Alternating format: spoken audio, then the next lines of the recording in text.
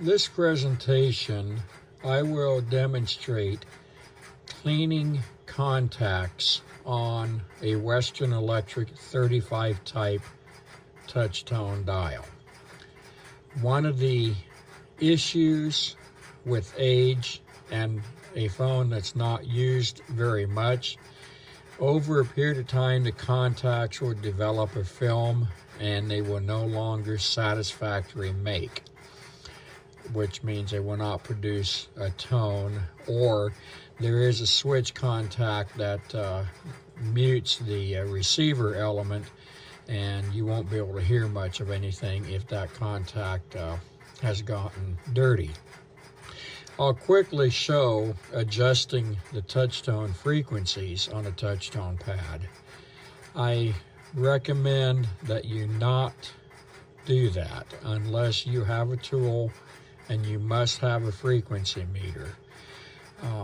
I will show how I'm doing it, but I don't recommend trying this unless you're familiar with what you're doing, because if it's working mostly, you can make it where it's not going to work. And also you can damage the cores in the back of the touch-tone pad if you're not careful. This particular phone has already been cleaned up and tested, but I will use this as a demonstration. Presently it's sideways on the workbench, so here's the phone looking at it straight. This is a Western Electric telephone.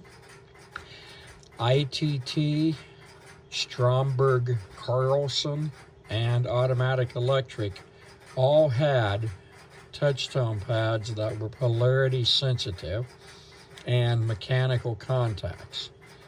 Most of the ITT and Stromberg had polarity guards installed in them very early on, as where Western Electric / AT&T waited until the 80s to begin to put polarity guards in their phone as a standard option. This phone here, I've already removed the cover screws so I can get into it easily, and this is a 35 type touch-tone pad.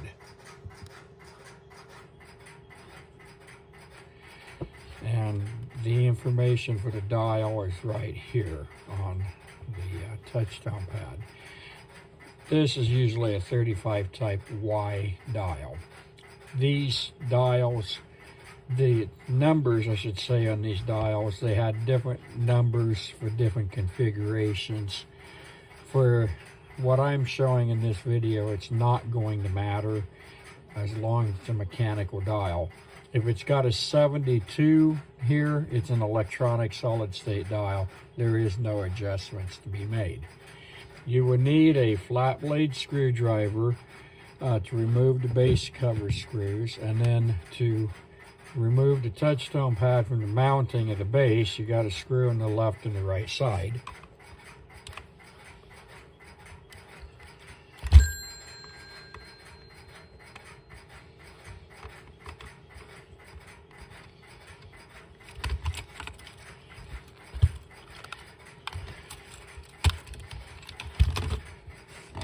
This is the rear of the dial. I will remove the dust cover. Only Western Electric phones had dust covers. None of the other manufacturers put dust covers on, which personally I thought was a poor choice. Cut the tape, but don't cut the plastic. And generally it's taped in one or two spots depending on the refurbished shop or when it left the factory. So right here I have the touch-tone pad out. There are two ways you can clean the contacts. You can use a burnishing tool, such as what I have here. Use extreme caution when using this, because this is basically a miniature file, and the tips on the contacts are gold plated, so you don't want to just file the gold off, otherwise you'll have a very poor connection. You can take like a business card, and if you have instant electrician repair, i.e. Contact cleaner, you can soak the business card, a corner of it, in contact cleaner, and then put it in on the contacts and clean them that way. Either way will work.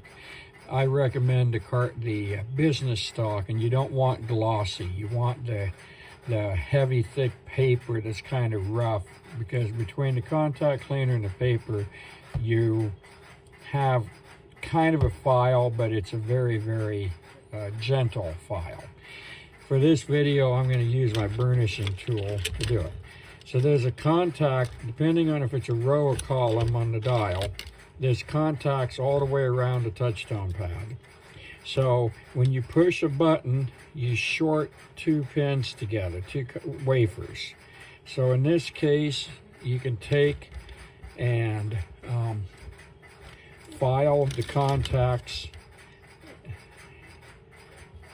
So you have to push the button down in order for the contacts to close. And you want to be very careful you don't bend the contacts, because that's going to cause different types of problems that are more challenging to get back correctly. And you don't want to disassemble a touchtone pad. Basically, you have junk when you're done. So that was how you clean the touchtone. So if you push the buttons down and you get a ooh or a single tone or whatever, this should help correct that. When you push a button down, you're shorting two switches together, a high tone and a low tone, or a high frequency, low frequency. So if one contact makes before the other contact, it will sound a little different. It'll be kind of funky. If you have a handset where you very low volume issue, and it's because of the touchtone pad, the easy way to find out is if you push the buttons multiple times, you may sometimes get the receiver volume to come up. There's a switch contact on here, and I don't remember if it's this one or this one, that mutes the receiver element. And if they get dirty, when the touchtone pad is in the normal state, it doesn't make good contact, so you'll have virtually no volume. It'll be way down. The other lead springs here, this one here is just to pull the mechanism back, and then there's one more up here, and this controls the oscillator. So again, if you do the contacts here and on the sides, that will generally fix most of your problems. Inside of the cores here, which is, you got high frequency, low frequency, and for the sake of this conversation, I don't remember which one's high or low. It doesn't matter for what I'm showing. There's a special tool that is basically impossible to find. I've had this for 20-some years. It's the only tool I've ever seen like this. I'd love to get a hold of more. There should have been a million of them out there. But anyway, this tool is made out of a material that will not impact the cores and alter the frequency. And inside of here will be a triangle shaped little, like a screw inside the core, and that is how you adjust the frequencies of the dial. So what I'll do is I'll plug this phone in and then turn on my voltmeter, and also I'll put it on my speakerphone, and I'll intentionally take it out of frequency and then tune it back in, and you'll be able to see that. I have the tone dial adjusted so that the tones are way off. So here's a set of low tones, and you'll notice it's 705.3. What we want is, instead of 705.3, we want it to be 697 frequency. So I'm going to turn the touchtone pad over, and with one finger, or my fingers holding down two buttons in the same row, I'm going to adjust the coil, and I hope this is the coil.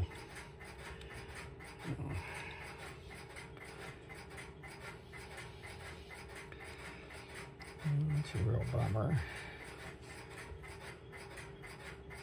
So I'm guessing right. So I want this to be 697.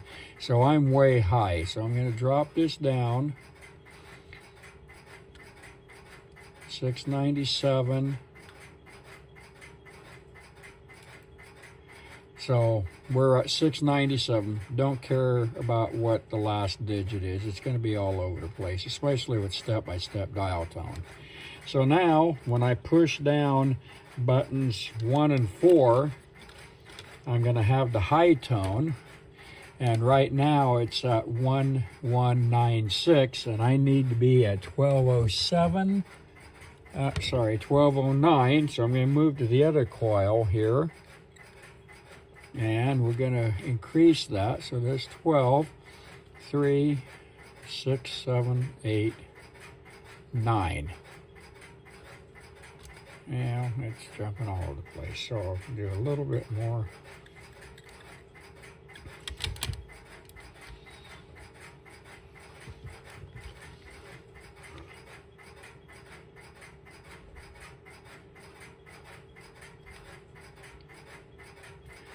There we are, 1209. So this touch tone pad is on frequency. You can be 2 or 3 cycles off and it'll be fine, but when you get too much past, I think the tolerance is 5 hertz, then you've got a problem. Or 5 cycles, you got a problem. And then if you add noise on the telephone line from the phone company, that'll impact it as well. So right now this touch tone pad is cleaned up and it's in frequency and everything is just fine. I will show a multi-button business set that has a touch tone pad very similar to this.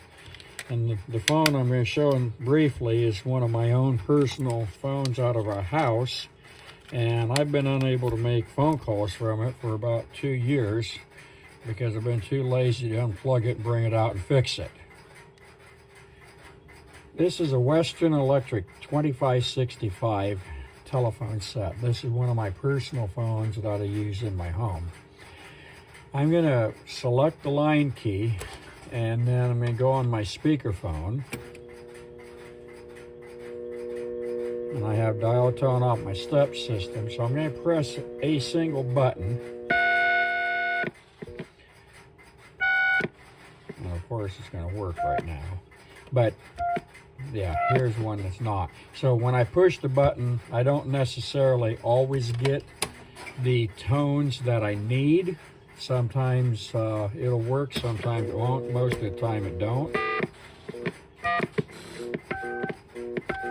So at this point I'm having trouble with the 2580, and this will be fixed by simply cleaning the contacts on the dial.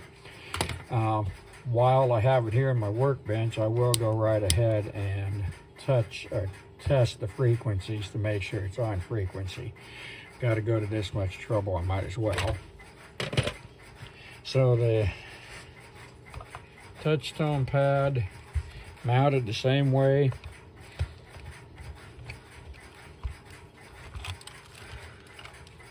This is an earlier version. Usually it's a 35 CF3A, but that's okay. Or AF3A, but it doesn't matter. This is probably the original touch tone pad for this telephone.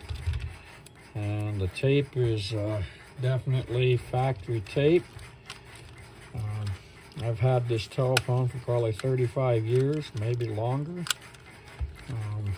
I've got a lot of phones in my house because I don't run for a stupid telephone call. If I can't reach the phone from anywhere I'm sitting, then I'm not going to answer the thing because I don't chase telephone calls. Never have, never will.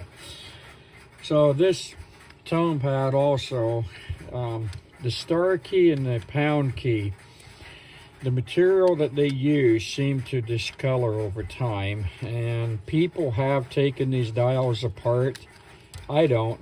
I took one apart once and that was enough for me because it turns into a million little pieces very quickly.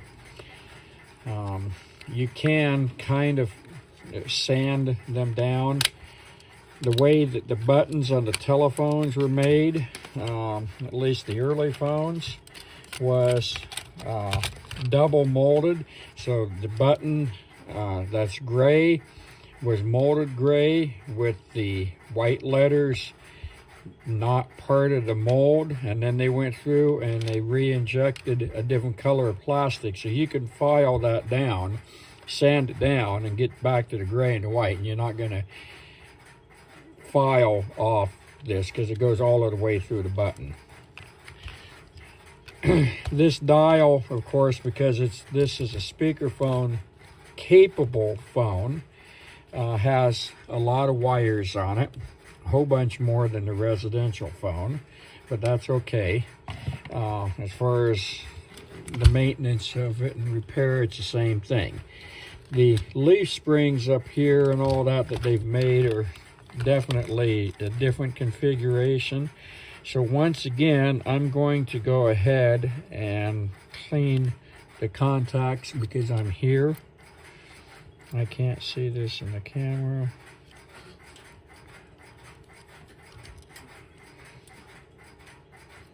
The current time is 5:00 p.m. Temperature 42 degrees.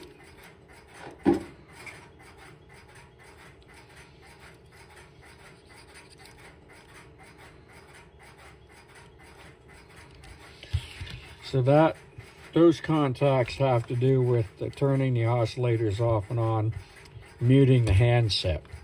So we've got springs up here. So again, they're open. I'm going to push that down so I can get my tool in there. And I'm going to file that one. And that one.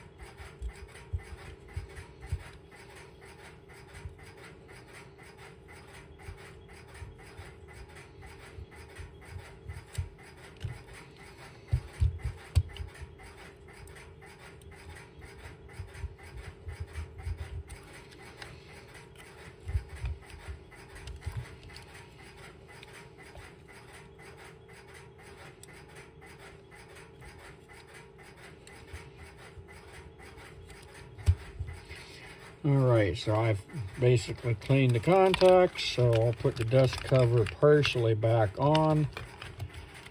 Hope this all got in the video.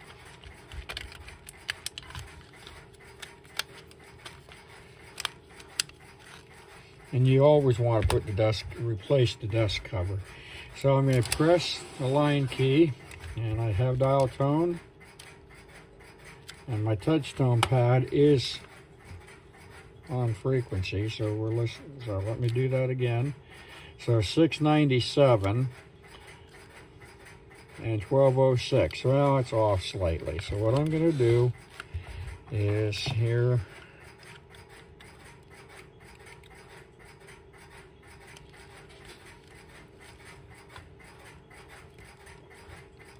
It's 1 hertz off.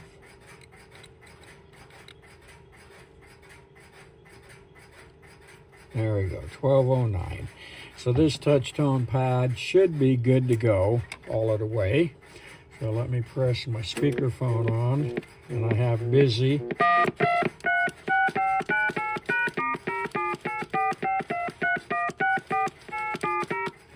And the dial is fixed and working fine. So I'll put the top part of the dust cover back on, tape it, put it in the phone, and this phone will now be functional for more than just incoming calls. Hope this video worked out. If you like the video, please subscribe, give me a thumbs up, and share the video. Have a great day.